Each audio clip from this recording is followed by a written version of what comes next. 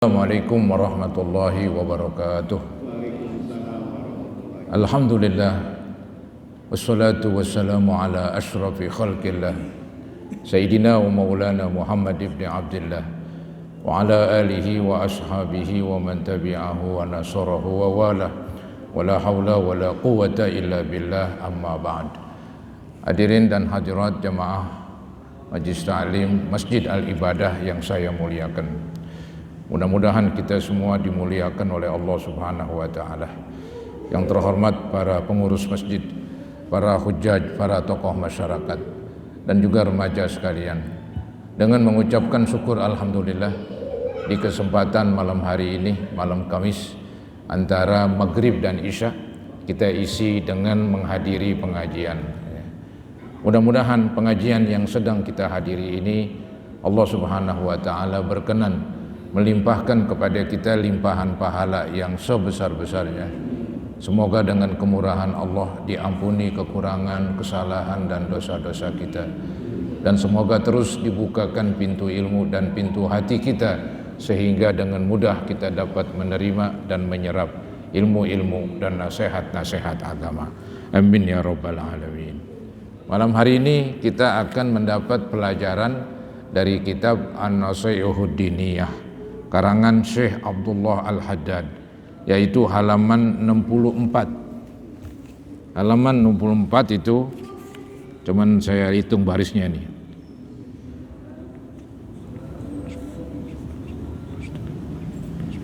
Baris ke-16 lebih kurang. Ada kalimat buka kurung yang berbunyi wa ammal ahlu wal iyal, tutup kurung. Jadi halamannya 64 pada kalimat wa ammal ahlu wal iyal.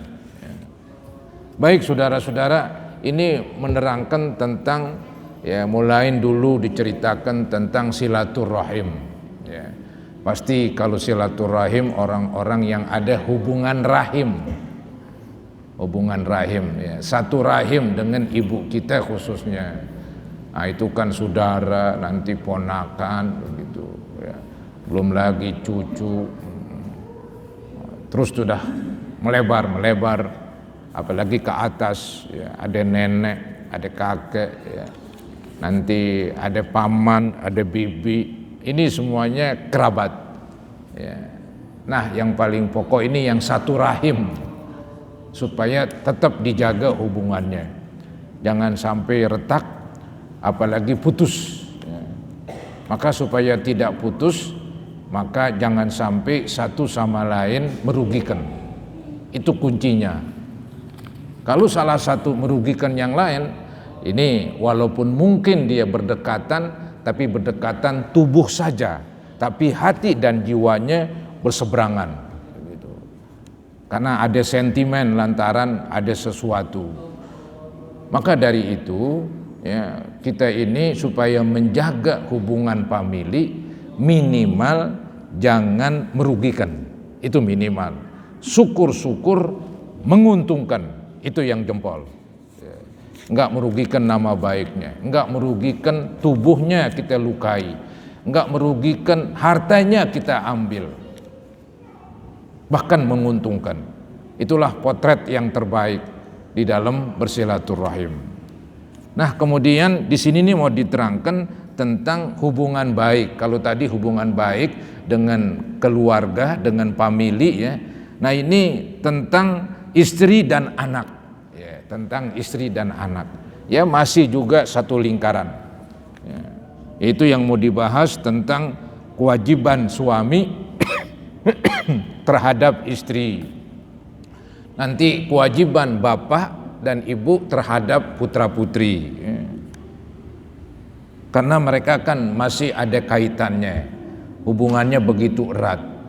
Maka untuk itulah supaya yang diberikan kekuasaan oleh Allah untuk menjalankan kewajibannya. Nah, di sini diterangkan oleh Syekh Abdullah Al-Haddad, wa ammal ahlu wal iyal wa na'ni bil ahli hahuna az-zaujah waz-zaujat wa bil iyal kullu man yakunu fi nafaqatil insan. Adapun ahli dan iyal, Dan kami maksudkan dengan ahli di sini, wa na'ni bil ahli, dan kami maksudkan dengan kalimat ahli di sini hahuna az-zaujah waz-zaujat, yaitu istri atau istri-istri. Jadi ada kalimat ahli, yaitu kan bahasa Arab asalnya ahlun. Ahlun itu ya bisa diartiin yaitu anak, istri, itu ahli kita itu.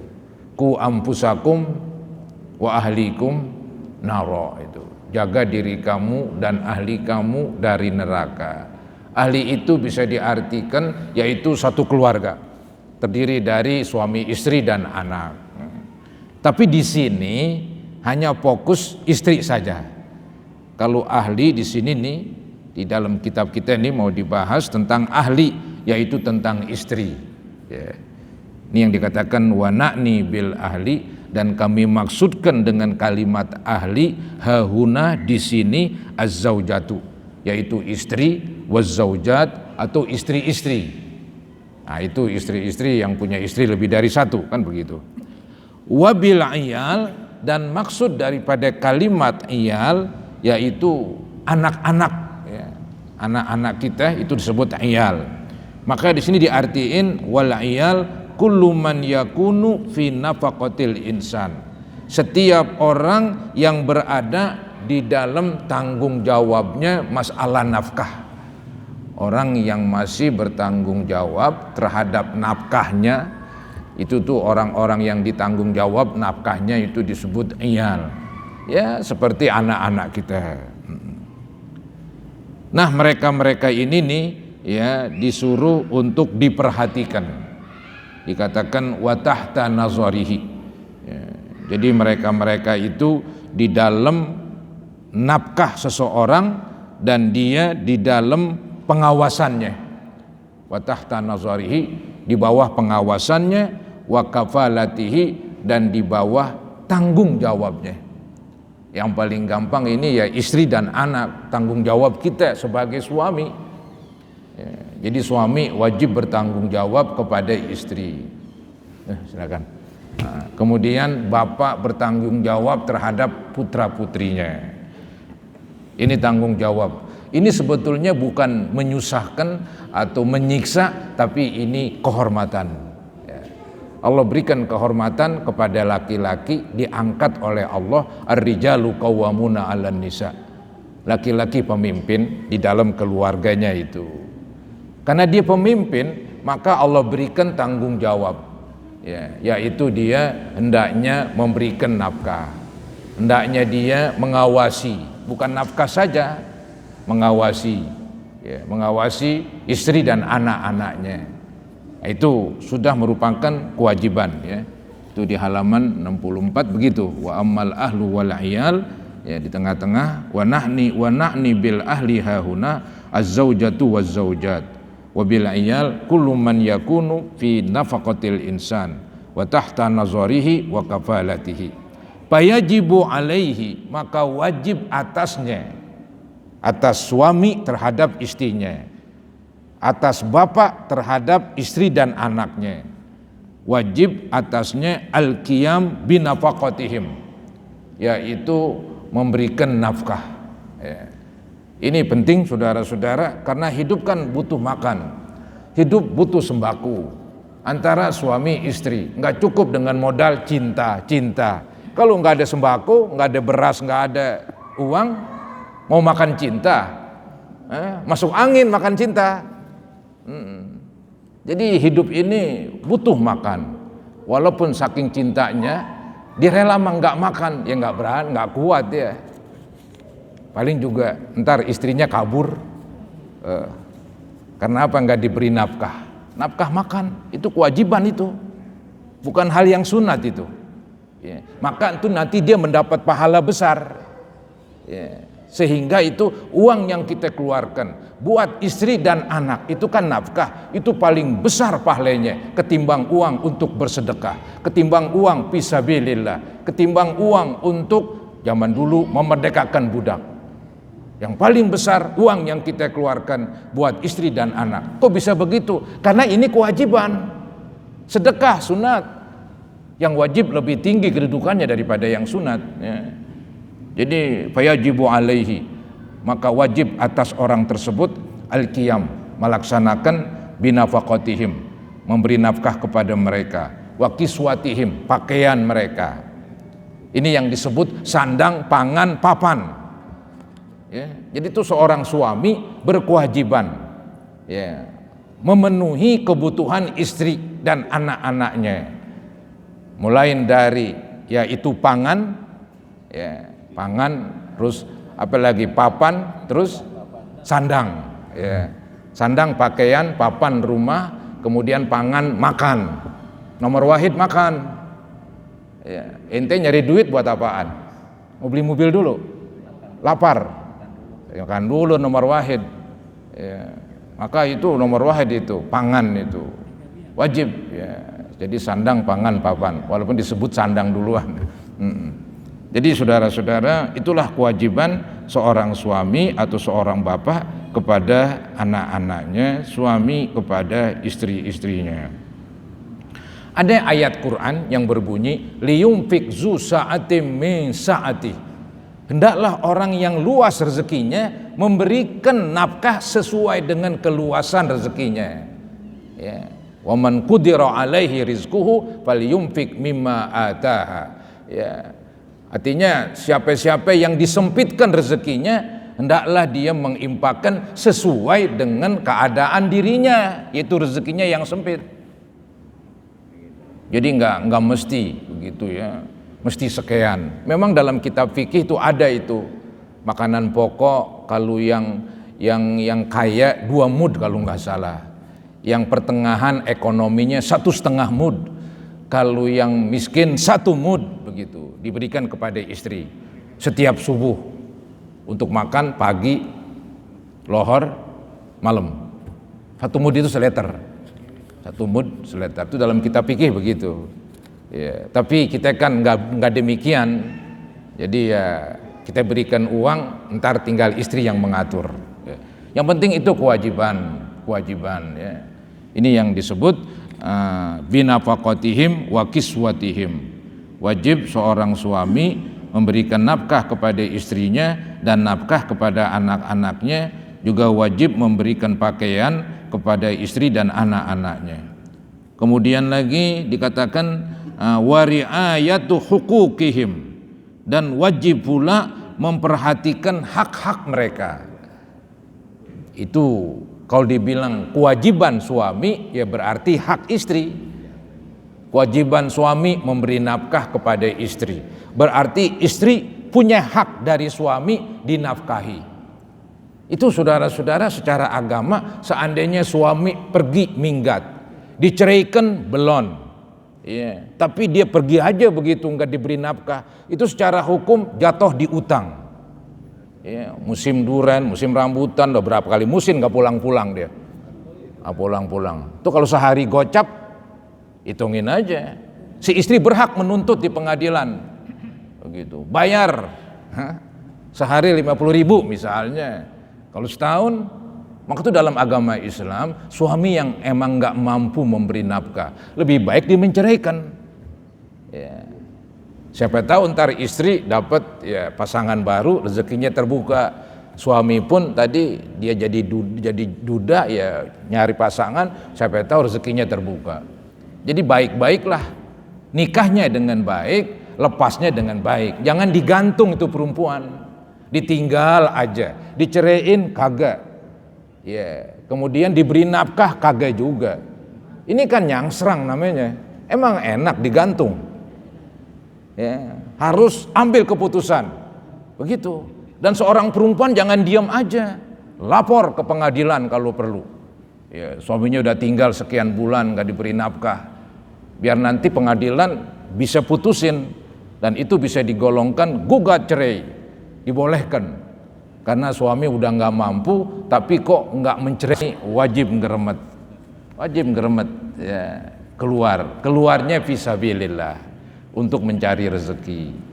Bahkan ada suatu dosa yang gak diampunin kecuali dengan cara dia mencari rezeki buat keluarganya, kemudian dia capek capeknya itu menghapuskan dosa-dosa tertentu katanya. Itu kan hebat sekali kedudukannya. Ya, seorang suami ketika capek mencari rezeki, capeknya itu bisa menghapus dosa. Nah, jadi disuruh mencari rezeki lah. Ya. Ada ayat Quran, cuma saya nggak hafal itu. Ada begini, iyakunu fuqara'a yughnihimullah. Apabila mereka ya fuqara dalam keadaan dia melarat, Allah akan kayakan. Tapi kan Allah akan kayakan suami. Ini pengertian kayakan nggak mesti punya duit banyak. Yang penting kebutuhan pokok terpenuhi. Ya, kebutuhan pokok terpenuhi. Maka bolehlah saya artiin, apabila suami ini susah dalam keadaan miskin, Allah akan cukupkan begitu. Cukupkan kebutuhan pokok. Dengan syarat nyari rezeki. Kalau diam aja mana mungkin. Dengan syarat ngeremet begitu. Insya Allah buat makan adalah. Ya. Apa keda sekarang sih peluang banyak sekali, asal mau begitu. Jangan males begitu. Itu Allah janjikan begitu. Ya, jadi suami-suami yang ekonominya lemah banget, jangan diem saja, dia berusaha. Allah janjikan akan Allah penuhi. Janji Allah nggak pungkiri. Tapi kan tadi saya bilang mesti ada sabab, mesti ada usaha. Karena kita hidup di dunia. Hidup di dunia itu selalu dan biasanya ada sebab akibat. Sebab dan akibat, sabab musabab begitu. Nggak ada yang kita diem aja simsalabim datang. Turun dari langit makanan senampan, nggak ada saudara-saudara, mesti ngeremet begitu. Itu hidup di dunia. Kalau nanti di sorga nggak mesti nyari duit, tinggal ada keinginan jedog langsung, nggak pakai kesono kemari. Termasuk yang instan namanya mie instan, itu kan masak dulu, tungguin sekian menit, kasih bumbu, aduk-aduk dulu, baru makan. Nggak langsung glek begitu dimakan, nggak bisa, nggak enak, dimasak dulu. Termasuk mie yang namanya instan, hidup nggak ada instan. Iya, berusaha ngeremet ya. Jadi saudara-saudara, insya Allah begitu ya. Suami yang mau berusaha dapat, nggak banyak dikit dapat. Untuk kebutuhan pokok, insya Allah ada gitu. Allah udah janjikan tuh dalam Quran ya. Yang penting dia kan menikah dengan tujuan menjaga diri agar nggak berbuat yang diharamkan seperti perzinaan. Ya. Jadi katanya tadi di sini wari'ayatu hukukihim, dan seorang suami memperhatikan hak-hak mereka, hak istri, hak anak. Ya. Kemudian wa irsyaduhum, dan seorang suami juga menunjuki mereka, menunjuki istri, menunjuki anak-anak ila wazaifi dinihim, kepada tugas-tugas agama. Misalnya sholat 5 waktu. Seorang suami nggak boleh diam aja, dia kan pemimpin dalam rumah tangga. Istri nggak sholat, ngomel. Anak nggak sembahyang, suruh. Jangan diem aja, dosa tuh suami. Dosa, dia kan pemimpin. Allah yang angkat ini, keputusan dari Allah itu. Di dalam Quran mengangkat Anda sebagai pemimpin rumah tangga. Karena Anda sebagai pemimpin, maka mestilah memenuhi kebutuhan istri, kebutuhan anak gitu. Bukan hanya kebutuhan jasmani, tapi juga rohaninya, agamanya. Ya, dibimbing, diingatkan, ya, dilarang kalau berbuat yang dilarang gitu. Jadi itulah katanya wa irsyaduhum ila wazaifi dinihim. Hendaklah orang bapak itu menunjuki mereka kepada tugas-tugas agama mereka. Wa ma fihi salamatuhum, dan apa-apa yang di situ ada keselamatan mereka, wa najatuhum fid daril akhirah, ya, dan keselamatan di dunia dan di akhirat. Maksudnya seorang bapak ya, di samping tadi memenuhi kebutuhan sandang pangan papan, juga masalah agama nggak boleh cuek, itu tanggung jawab itu. Jadi yang tadi ayat saya bacakan, ku ampusakum wa ahlikum naro, jaga diri kamu dan jaga ahli kamu dari neraka. Menjaga ahli kita dari neraka, ya kita ajarkan mereka agama, kita perintahkan mereka apa yang agama perintah, kita larang mereka apa yang agama larang. Itu tugas seorang bapak terhadap istri dan anak-anaknya. Terus kalau kewajiban orang tua kan, Ustaz kata ini ada nih pengaruhnya antara kita ngajarin agama kepada anak. Lalu kalau anaknya kita udah bilangin, kita udah ajakin, kita dicontohin, tapi nggak ngerjain, itu kita dosa nggak sih? Oh enggak, jadi ini saudara-saudara, orang tua sudah mengajar, itu kan mengajarkan anak, bisa langsung bisa tidak langsung. Contohin. Iya, maksud saya misalnya nih, saya mengajarkan anak mensekolahkan di pesantren misalnya, itu udah termasuk mengajarkan, ya, memanggilkan guru privat misalnya, termasuk mengajarkan. Jadi mengajarkan itu baik saya sendiri langsung atau tidak langsung menyuruh orang lain, itu kewajiban kita. Di samping juga kita memerintah. Seandainya diajarkan sudah, ya, kita perintah sudah apa yang agama perintah, kita larang sudah apa yang agama larang, dia masih nakal, itu dia pikul sendiri. Orang tua nggak dosa. Yang repot orang tua cuek ini, masih bodoh saja dalam masalah agama. Itu yang mengkhawatirkan, ya. Jadi nanti kita dituntut di akhirat gara-gara kita nggak bertanggung jawab, khususnya dalam bidang agama. Wa alaihi aidan, dan atasnya ini seorang bapak juga, ayyul zimahum al-qiyama bima yajibu alaihim min awamirillah. Jadi seorang bapak ini mewajibkan mereka, siapa mereka? Istri dan anak, mewajibkan mereka melaksanakan al-qiyam bima yajibu alaihim, dengan apa yang wajib atas mereka, min awamirillah, dari perintah Allah. Jadi kesimpulannya, seorang bapak wajib, ya, mengajarkan, memerintahkan apa yang Allah wajibkan dari melaksanakan perintah-perintahnya, wajtinab nawahihi, dan menjauhi apa yang dilarangnya. Walhasil nggak cukuplah kita memenuhi kebutuhan sandang pangan papan saja, tapi juga masalah ilmu agama, termasuk masalah yaitu melaksanakan agama. Ada perintah sholat, ada perintah puasa, ya kita wajib memerintahkan juga kepada mereka, gitu. Jadi nggak boleh anak nggak sholat didiamkan aja, anak nggak puasa didiamkan saja, kita ikut dosa. Karena dosa tidak memerintah, sedangkan anaknya kan di dalam kekuasaannya.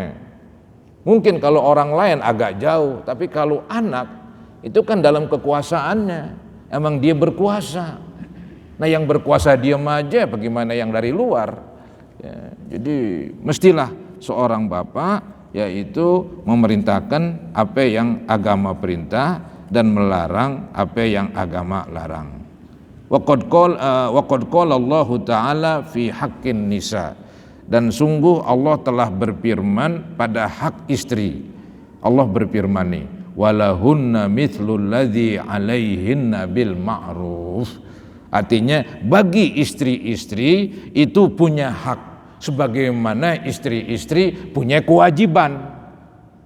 Ya, istri punya hak, ya tadi sandang pangan papan, itu belum lagi tentang agama, ya itu hak istri, suami wajib memberikan.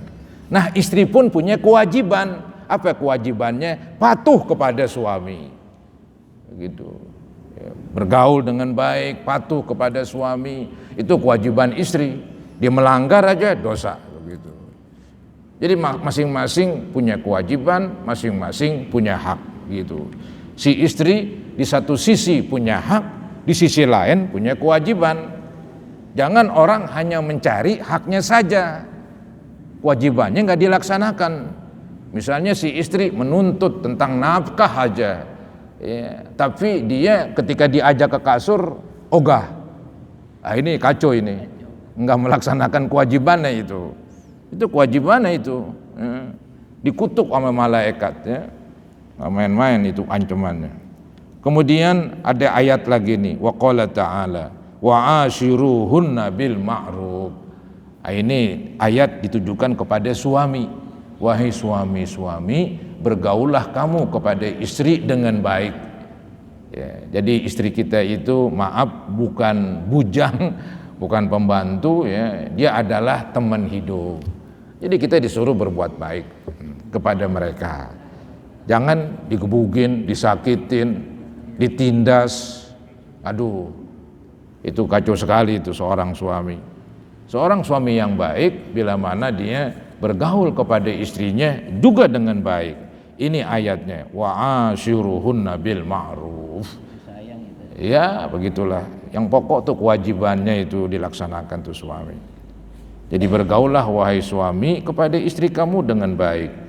Wa qala ta'ala, ada lagi ayat ini. Fa in ata'nakum fala tabghu 'alaihinna sabila. Apabila istri-istri kamu sudah patuh kepada kamu, maka janganlah kamu mencari-cari jalan untuk menyakiti istri kamu. Maksudnya begini, kadang-kadang istri membangkang alias ngelawan suami. Suami nasehatin ya, misalnya, kemudian dia menjadi baik sekarang. Nah, ini jangan dicari-cari lagi kesalahannya. Sewaktu-waktu ketika suami lagi kesal disebut-sebut kesalahan istri. Ini jadi memperkeruh hubungan. Itu maksudnya nih. Nih, fa in ata'nakum. Bila mana istri sudah sadar, patuh kepada kamu, fala tabghu, maka janganlah kamu cari-cari alaihinna, atas itu istri, sabilan, jalan. Maksudnya jangan cari-cari jalan untuk menjelek-jelekin dia, untuk memaki-maki dia. Betul Mang dulu dia nakal, tapi jangan diungkit-ungkit lagi. Begitu tuh Allah. Kalau diungkit-ungkit lagi, istri kan perasaan, ntar jadi keruh lagi hubungan. Susah jadinya hidup. Emang mau kawin cerai, duit habis, umur habis.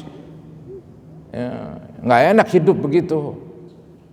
Ya memang yang namanya istri nggak ada yang lurus seperti Alif. Ya, nggak ada yang lurus, pasti bengkok. Biarinlah bengkok-bengkok, nikmatin, kan begitu bahasa gampangnya. Ya, nggak ada yang lempeng banget tuh perempuan. Kadang-kadang dia suka melawan. Ya maklumin. Kalau kita marah-marah mulu, ngamuk-ngamuk mulu, dia nggak betah, dia kabur dari rumah. Ya, ntar ente kawin lagi dengan perempuan, ya begitu lagi. Kawin lagi ya begitu lagi. Emang perempuan, maaf ya, ada hadis mengatakan khuliqat min dilain. Perempuan itu diciptakan bengkok, emang lagunya. Ya, apabila kamu kasarin, ya patah. Ya, dibiarin aja tetap bengkok. Jadi bagaimana yang bagus? Ya sedang-sedang aja udah.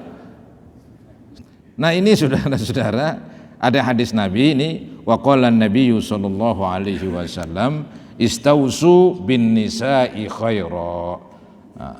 Jadi istausu artinya terimalah ya pesan-pesan baik saya terhadap istri-istri.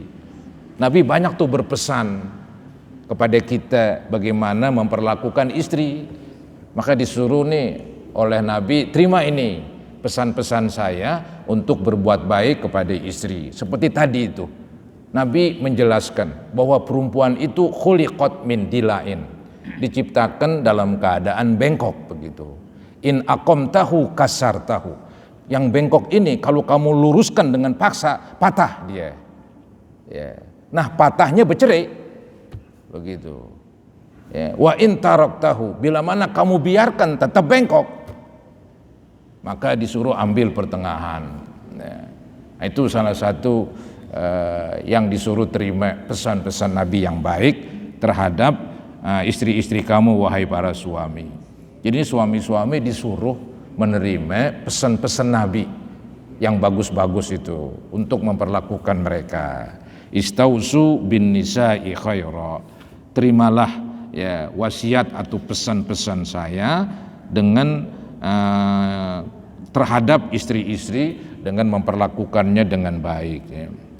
Wa qad aktsara alaihi salatu wassalam, dan Nabi telah memperbanyak minal wasiyati bin nisa. Nabi banyak sekali di dalam hadis ya supaya menerima pesan-pesan Nabi yang baik terhadap istri. Wa hatha 'alar rifqi bihinna, dan Nabi menganjurkan supaya bersifat lemah lembut kepada mereka. Wa husnil muasyarah lahunna, dan disuruh bergaul baik kepada istri-istri. Wa qala alaihi salatu wassalam, Dan bersabda Nabi, khiyarukum khiyarukum linisaihim. Sebaik-baiknya kamu adalah yang baik terhadap istrinya masing-masing. Orang nggak dikatakan baik kalau sama istrinya nggak baik. Walaupun dia baik kepada orang lain, tapi sama istrinya nggak baik, nggak bagus itu. Jadi disuruh ya suami-suami berbuat baik kepada istri. Nanti diceritakan tuh, kalau hak kita ya nggak dilaksanakan tuh hak kita, kadang-kadang diajak tidur dia nggak mau, udah biarin, maafin. Tapi kalau hak Allah dia nggak laksanain, wah itu kita mesti marah. Istri nggak sembahyang, ngomel. Istri nggak puasa, padahal nggak ada alasannya, ngomel, marah. Tapi kalau hak kita, biarin. Itu Nabi Muhammad begitu. Ya, kalau hak Allah, jangan sekali-kali meremehkan. Ya, kewajiban-kewajiban istri terhadap agama tidak boleh tidak, laksanakan. Tapi kalau hak suaminya nggak dilaksanakan, ya maklumin aja. Emang perempuan itu begitu, kan begitu. Bengkok misalnya. Itu sebaiknya begitu. Itu cara yang terbaik menghadapi perempuan supaya tetap harmonis begitu. Jadi nggak ada semacam kekacauan dalam rumah tangga. Ya ada riak-riak sedikit wajar, namanya hidup, tapi nggak sampai pecah begitu. Ya, kalau kita berkeras melulu bisa pecah. Ya, ketika pecah yang rugi kita juga, ya dia juga rugi. Kalau punya anak, anak pun jadi korban. Jadi sudahlah katanya, terima nih pesan-pesan saya kata Nabi. Ya, buat istri-istri kamu. Kamu dikatakan baik bila mana kamu baik kepada istri kamu. Ya, kamu enggak dikatakan baik kalau sama orang baik tapi sama istri tidak baik begitu. Ya. Waqala sallallahu alaihi wasallam, dan bersabda Nabi Muhammad sallallahu alaihi wasallam, khairukum li ahli. Sebaik-baiknya kamu yang baik kepada istrinya. Ya. Wa ana khairukum li ahli. Dan saya pun kata Nabi berbuat baik kepada istri-istri saya. Nabi mencontohkan. Jadi sebaik-baiknya kamu yang baik kepada istri, saya pun baik kepada istri saya. Itulah ungkapan Nabi Muhammad SAW mendorong umatnya supaya berbuat baik kepada istri. Ya. Masalah dia bengkok emang tadi saya bilang dari sononya. Ya diluruskanlah pelan-pelan. Ya, jangan dibiarkan, diluruskan pelan-pelan. Maka selanjutnya bagi lil insan, maka selayaknya nih bagi seseorang, bagi suami maksudnya, ayyakuna hasanal muasyarah ma'anisaihi, hendaklah ia bagus pergaulan kepada istri-istrinya. Latifal akhlak katanya, akhlaknya lembut kepada istri. Safiqan, sayang kepada istri. Rafiqan, dan juga ya ini lembut ya, lembut kepada istri. Saburon, sabar. Sabar nih suami. Ala jafaihinna, atas kekasaran istri. Ya, kita ngomong satu ya kalimat, dia ngomong brebet 1000 kalimat. Ya sudahlah. Jangan diladenin. Jangan diladenin gitu. Jadi sabar itu sabar. Sabar itu mengekang emosi kita. Kalau kita lepas emosi kita ya udah bejaban udah. Iya. Ntar ujung-ujungnya kacau dah. Maka disuruh soburon. Ini kalimat sobur banyak-banyak sabar begitu. Kalau perlu ente punya pabrik sabar.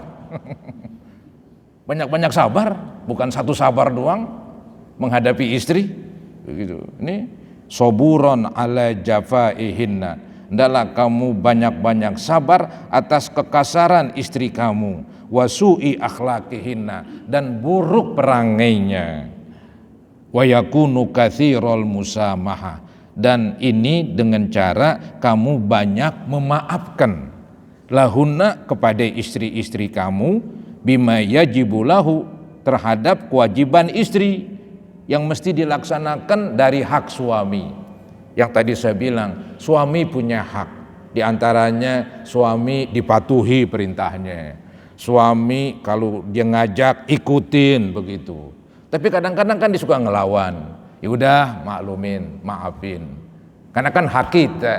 Tapi kalau hak Allah nggak sembahyang, wah marah kita, marah udah. Mesti begitu. Jangan dibalik ntar. Kalau hak dia, waduh dia ngamuk. Tapi kalau agama dicuekin, nggak diperintahkan. Ini suami yang terbalik namanya. Ada hadis kalau istrinya meninggal, istrinya meninggal, kalau suaminya belum bisa memaafkan itu kan menjadi pahala. Iya itu. Ini ada pertanyaan, kalau istri meninggal, suami tidak memaafkan, itu memang berat itu. Ya, kebalikannya kalau suami memaafkan, maka disebutlah silakan masuk surga wahai istri dari pintu mana aja. Maka saya bilang seorang suami ketika istrinya meninggal udah memaafkan apa saja yang pernah diperbuat walaupun menyakitkan. Orang udah meninggal apanya mau dituntut sih? Itu begitu memang.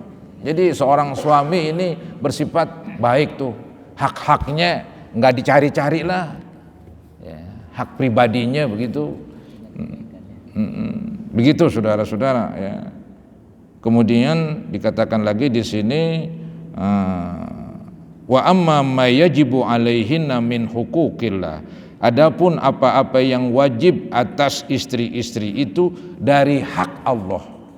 Yang wajib atas hak Allah. Ya tadi seperti seorang istri wajib sholat, wajib puasa, wajib melaksanakan perintah, wajib meninggalkan larangan. Nah ini apakah suami cuek aja atau memaafkan? Ya nggak boleh. Dikatakan fayukallifuhunna bil qiyami bihi. Maka suami membebankan, suami memerintahkan kepada istri untuk melaksanakan hak-hak Allah begitu. Wala tajuzul musamaha, tidak boleh bersifat memaafkan, wal musahalah, mengentengkan fi dzalik, di dalam hal itu. Maksudnya di dalam hak Allah jangan dimaafin. Ya, misalnya istri nggak sembahyang, nggak apa-apa, maafin begitu. Suami nggak ada hak untuk memaafkan karena ini kan hak Allah. Istri nggak puasa, biarin, nggak apa-apa. Wah ini suami kacau ini. Kalau hak dia aja, ngamuk dia. Ya, istri nggak menghormatin, istri ya mungkin berbuat agak ya salah lah, langsung dia marah-marah. Ini namanya nggak bagus dalam agama. Justru kalau hak kita nggak dilaksanakan, maafkan. Tapi kalau hak Allah nggak ada maaf, mesti melaksanakan. Ya, itulah saudara-saudara apa yang dibahas pada malam hari ini. Nanti kita lanjutkan wakadzalika itu. Ya. Jadi inilah saudara-saudara ilmu supaya hidup kita tetap harmonis kepada istri. Ya. Begitu, jangan sampai terjadi ya, percekcokan yang menimbulkan perpecahan. Yang lucu ya, ada orang yang maaf nih, suaminya ganteng, istrinya cakep, tapi umur pernikahannya seumur jagung apa istilahnya, nggak lama. Oh berarti cantik itu nggak membuat jaminan untuk ya hidup harmonis dan tahan lama serta awet. Enggak, ya buktinya itu yang cakep-cakep nggak jauh-jauh dah artis dah begitu. Iya, bercerai mulu begitu. Jadi cantik dan ganteng tidak menjamin yaitu hidup berumah tangga awet. Ya. Yang membuat awet yang tadi kalau saya bilang pengertian, suami ngerti, istri ngerti. Suami melaksanakan kewajibannya sebagai suami, istri melaksanakan kewajibannya sebagai istri. Kalau ada kekurangan, kesalahan, ya masing-masing memaafkan. Begitu aja. Insya Allah pernikahannya awet, langgeng, sampai dipisahkan oleh kematian. Ya mudah-mudahan Allah Subhanahu wa Ta'ala membuat rumah tangga kita rumah tangga yang awet, langgeng, dan harmonis. Dan semoga Allah Subhanahu wa Ta'ala mengampuni kekurangan, kesalahan istri-istri kita, dan juga kesalahan kita, dan juga dosa ibu bapak kita. Al-Fatihah ala ma nawaina wa ala ma nawaitum wa ala ma nawal hadirun ila hadratin Nabi Rasulillah sallallahu alaihi wasallam. Al-Fatihah. A'udzubillahi minasyaitonir rajim. Bismillahirrahmanirrahim. Alhamdulillahi rabbil alamin arrahmanir rahim maliki yaumiddin.